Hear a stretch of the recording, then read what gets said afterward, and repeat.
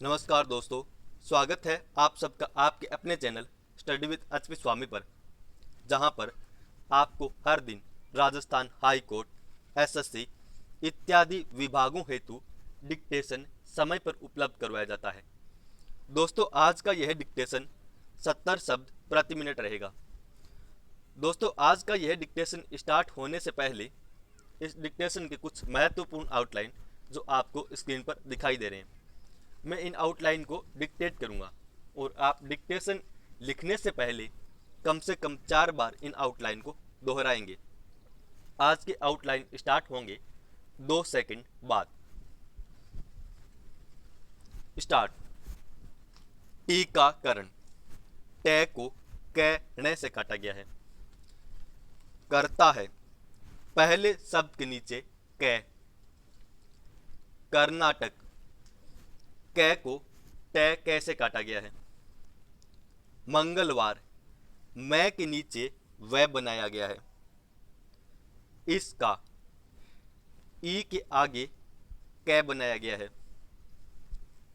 अस्पताल, ए को ताल से काटा गया है। उत्तर प्रदेश, उत्तर बनाकर के प्र से काटा गया है। सुरक्षित, सु बनाकर के उसको क्षित से काटा गया है। कोवैक्सीन, को का जो सब चिन्ह है वो लिख करके उसके आगे वह को सीन से काटा गया है। अभियान, ए भय को ये से काटा गया है। दोस्तों, ये थे कुछ आज के महत्वपूर्ण आउटलाइन। आज का यह डिक्टेशन 70 शब्द प्रति मिनट स्टार्ट होगा 5 सेकंड बाद।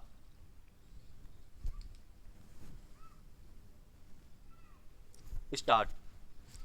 देश में 4 दिन पहले शुरू हुए कोरोना टीकाकरण अभियान के दौरान कोवैक्सीन टीका लगवाने को लेकर स्वास्थ्य कर्मियों के बीच जिस तरह का भय और संशय देखने को मिला वह चिंता की बात है।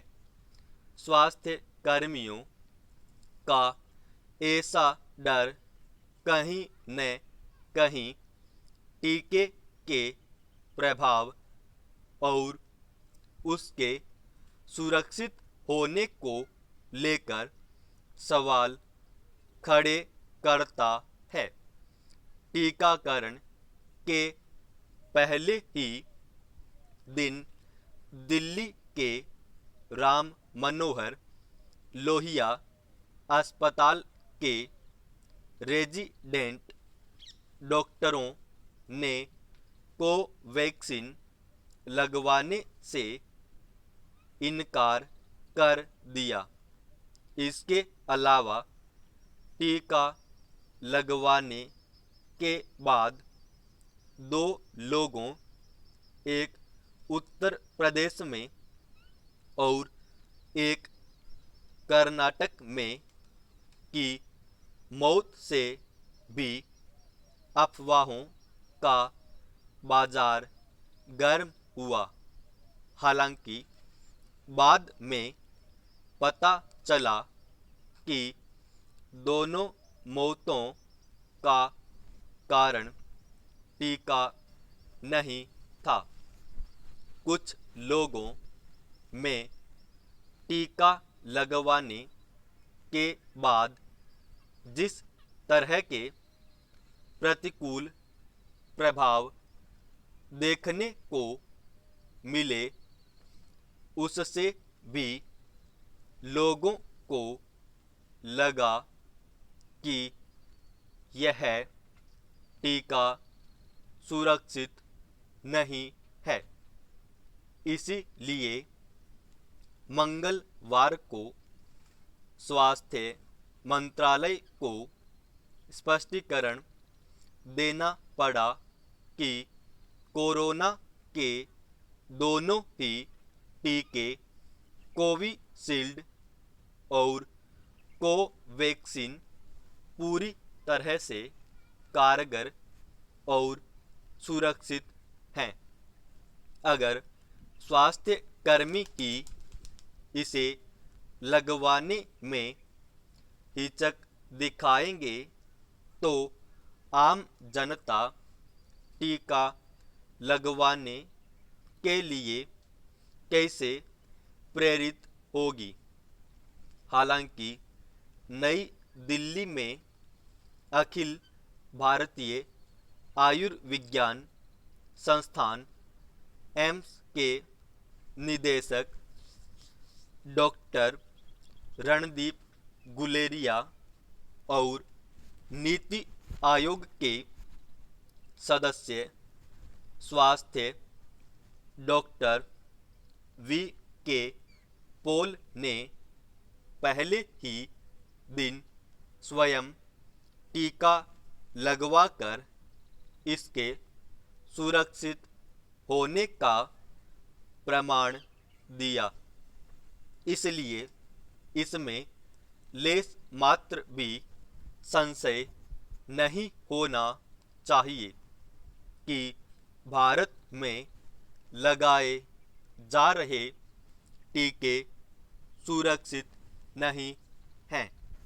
देश के लिए यह कम बड़ी उपलब्धि नहीं है कि एक साल से भी कम समय के भीतर टीके विकसित कर लिए गए।